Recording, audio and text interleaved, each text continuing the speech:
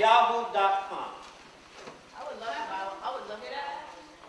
Well, you never know. Maybe if you audition for my center, because everybody's going to have to audition, no matter what your age is, maybe you might be chosen. Then you don't have to audition. You'll be touching and intermingling with every advanced technology on the planet, including this. Well, that's wonderful. You should keep up the good work. Yes, yes, young lady in the back. I'm running out of time, but email me. I'm going to turn the floor back to Mr. Leach. All right, Professor Murdock.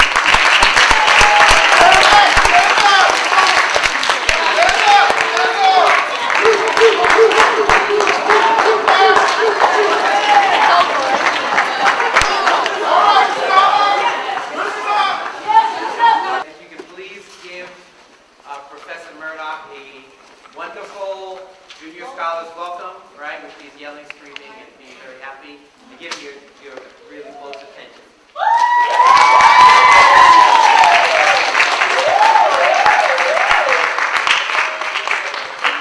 Thank you very much. Let me just first say that I'm very honored to be here to maybe share a little light, a little knowledge with you.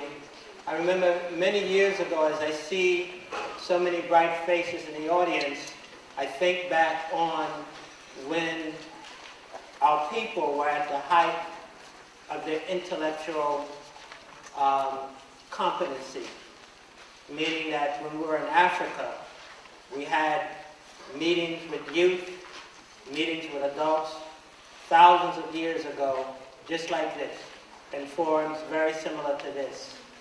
We're at the height of our greatness. And one of the things that I wanted to get across today is that you're at a very important point in history whereby there are a lot of things that you may hear. There may be some things that you may hear and not understand. But the reason why I got into studying engineering and bioengineering specifically is that I always had a great interest in two things, music and sports. And I wanted to make a difference not only in my life, but I wanted to make a difference in the life of our country. Because again, our country is at a great crossroads intellectually, meaning that there is a brain drain that's taking place in America. Meaning that all of the knowledge, all of the experiences that people have is now slowing down. And it's slowing down to such a pace that it's affecting our economy. And if it's affecting our economy, that means that it's affecting you in your daily life. And that's something that you need to keep in mind. I'm going to take a step back and talk to you a little bit about who you are, where you're going, how to get there, and the most comfortable way to get there. It's called the ride of life. And it has something to do with understanding that based on your history, that you brought to the world knowledge, wisdom, and understanding, and there's a way to recapture it, but it's going to take some work and some effort on your part. I always wanted to be the greatest scientist alive, but along the way, I had to learn how to become one of the greatest scientists and engineers alive today by always constantly challenging myself. And I guess I need your help because I'm not going to just stand up here and talk, but I need for someone to define two things for me. And see, I'm a big believer that if somebody successfully answers my questions, then somewhere along the line I have to give that person a bonus. And that bonus will not be talked about until I finish talking at the end. But I need for someone to tell me, what is a scientist and what is an engineer? And are the two the same? 3 questions. First question is, what is a scientist? May I see a hand? Yes. My name is Makeda. I think science is someone that takes a problem in life, like improves it in a certain way. Very, very good answer. Yes? My name is Bishop, and I think an engineer is somebody who likes to build or build certain things. Very good answer. Next.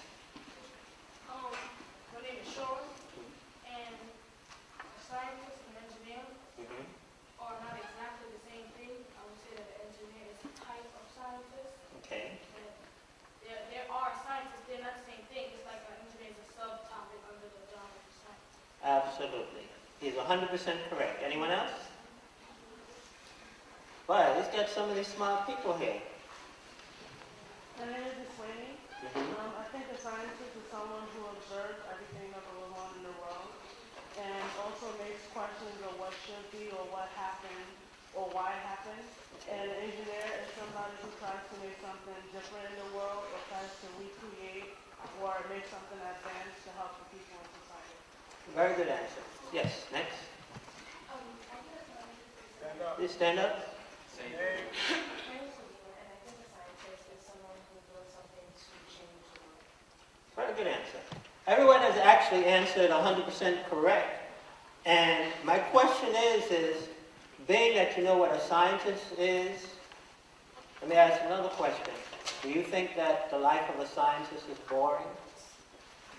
Oh, so many hands. Okay, let me see. Young lady in the back. I think that the life of a scientist is probably the most exciting of any because they get to explore different tangents of life and also get to break down things to the smallest molecule and see how it works. Excellent answer. Young lady right there. My name is Tatiana, and I think if anything, the life of a scientist is probably challenging because, as you said, you challenge yourself constantly. Absolutely. The life of a scientist may be boring to someone who isn't into challenges, but to the scientist, it's probably the most entertaining thing they can imagine. Absolutely. Young lady in the sweater back there, that you had your hand up? Yes. Yes. Yes. My name's Algoa, and I think that being a scientist isn't boring, but it is neat. Absolutely. Now, let me ask another question before I ask for more answers. Who's Michael Jordan? Young man there. Michael Jordan is a famous basketball player who played for Chicago Bulls and retired in 1999. That's great. That's answer number one. Now, my question is quite simple.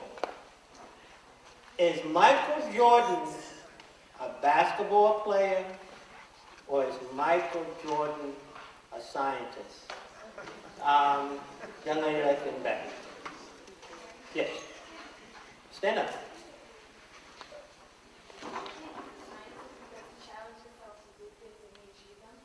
Wow. Now, excellent answer. Now, if Michael Jordan, quote unquote, is called the greatest basketball player ever to play the game, or one of the greatest basketball players to ever play the game, then somewhere along the line he discovered, keeping in mind that he wasn't a great basketball player in college, but he discovered his true self.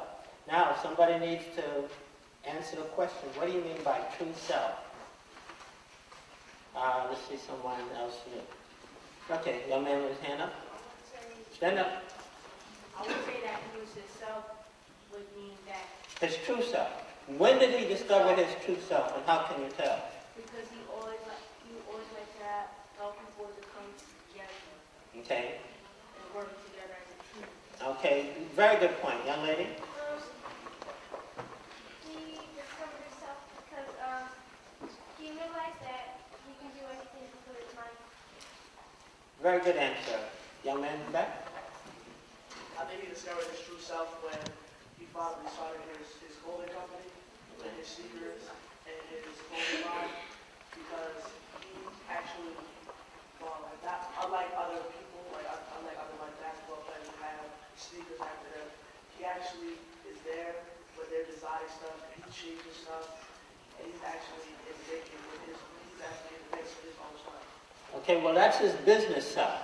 Now, let's get down to a little serious business here.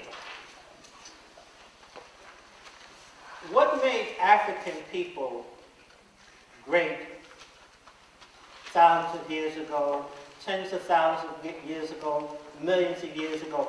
What made African people great? Young lady?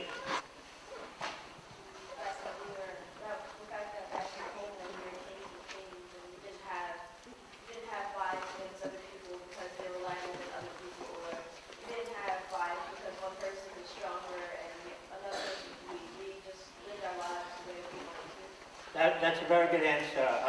Young man in the front. Hayward, and I think that the African people were always trying to improve their lives and expand their empire and always trying to find more. Excellent answer.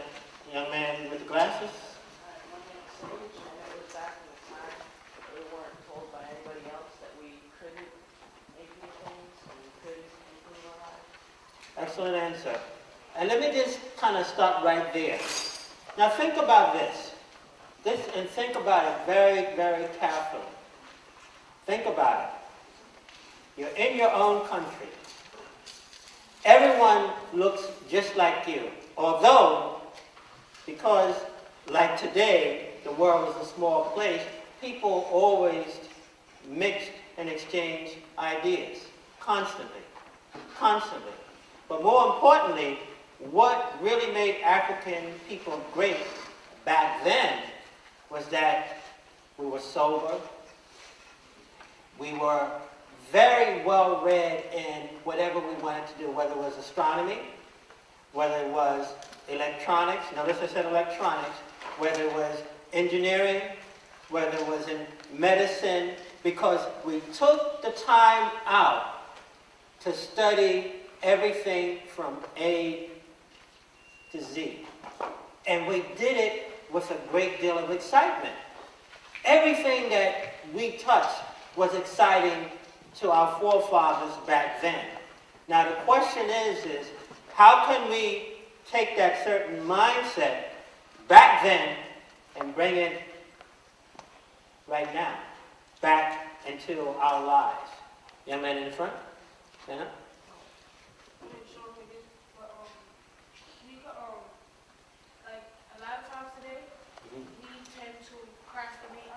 Okay. And like you said, back then, they took the time to actually do what they had to do when they needed to do what they were interested in it. So maybe today, instead of procrastinating and just write something, we can actually get it done the correct way instead of waiting to the last minute and coming out all rushed and half done. It sounds like time management that he's talking about. It also sounds like something that is akin to the word discipline. You cannot be the very best in anything unless you're disciplined. You cannot be the very best unless you manage your time. You know, there's an old formula, and this is why so many students that go to college don't succeed. This is why so many people of color don't aspire to study the thing that's the heart and soul of every subject known to man. You know what's the heart and soul of every subject known to man? Engineering and the sciences. Everything else that you study nowadays has elements of engineering and science in it. You say the subject, it has engineering and science in it. The best people that I've met in my lifetime, no matter what the field was, were always very well read in engineering and science. Did you know that? Yeah. You name the subject, you name the expert, the person became very well read in engineering and science. So what I'm saying is, whether you tackle it head on and become tomorrow's engineers and scientists, because see, my world is a very lonely world. When I started in back in 1975, there was only a handful of African American people